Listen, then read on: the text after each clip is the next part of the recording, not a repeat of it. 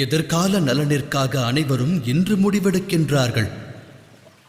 வரும் வருங்காலமானது சுகமாக அமைய வேண்டுமென்று அனைவரும் இன்றே அதற்கு முடிவெடுக்க முயல்கிறார்கள். தமது வாழ்வின் நலனை எண்ணுகிறீர்கள்.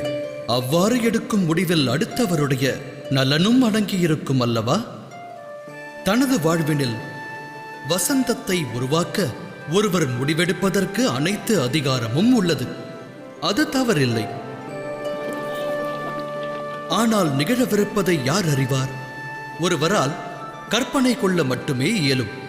வருங்காலத்தை கற்பனையான எண்ணம் கொண்டே அனைவரும் வடிவமைக்க முயற்சி செய்கின்றோம். அவ்வாறு இருக்க நிர்ணயம் செய்ய வேறொரு மார்க்கமானது உலகில் உள்ளதா? ஆழமாக சிந்தியுங்கள்.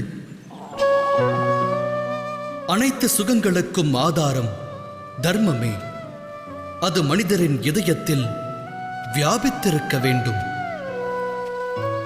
ஒன்றை நிர்ணயிப்பதற்கு முன்பாக அனைவரும் தம்முடைய ஹிருதயத்தை ஒரு கேள்வி கேட்க வேண்டும்.